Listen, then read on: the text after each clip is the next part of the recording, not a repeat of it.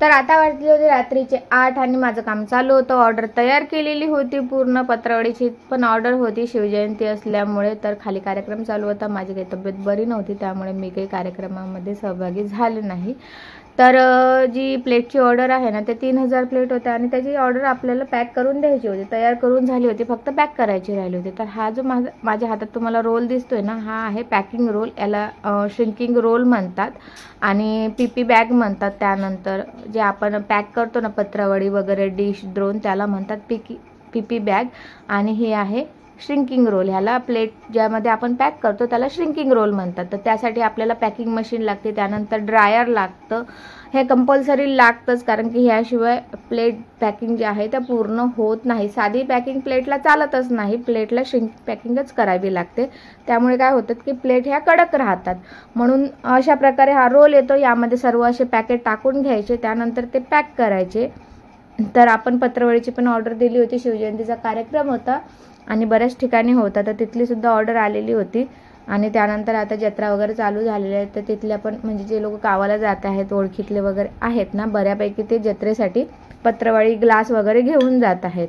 तर मी काय करत असते की ज्या वेळेला प्लेट तयार करते ना त्यावेळेलाच मी क्वांटिटी घेऊन ठेवते, म्हणजे 30-30चं पॅकेट बनवून ठेवते, जेणेकरून पॅकिंग करताना मला परत त्याची क्वांटिटी घ्यावी लागत नाही. तर अशा प्रकारे माझं हे काम चालू असतं. काम खूप सोपी आहे, काहीच अवघड नाही आहे.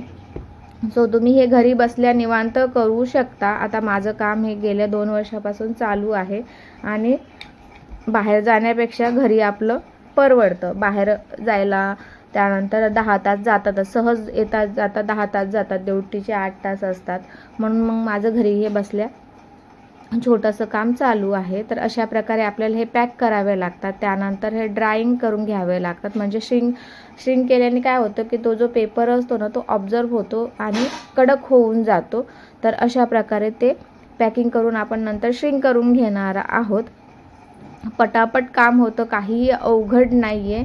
आणि श्रिंकिंग रोल जो आहे ना ह्या किलोच्या हिशोबाने मिळते. मग मी 8 ते 10 किलो एकत्रच घेऊन येते. तो मला एक 5-6 महिने जातो, 3-4 5-6 महिने जशी ऑर्डर असेल त्या हिशोबाने तो मला पुरतो. कारण कसं असतं की पिशवी आहे म्हणून त्याला वेट थोडंसं कमी असतं, म्हणून भरपूर प्रमाणात येतो तो रोल.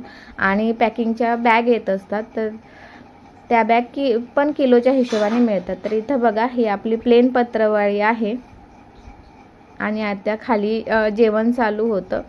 तर सगळ्यांनी बोलवलं होतं म्हणून म्हटलं चला जेवायला जाऊया, खाली महाप्रसाद चालू होता.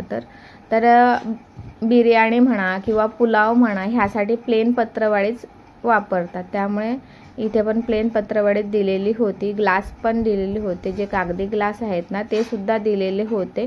कारण जी काही आपल्या कार्यक्रमाची ऑर्डर असते ना ती माझ्याकडेच असते.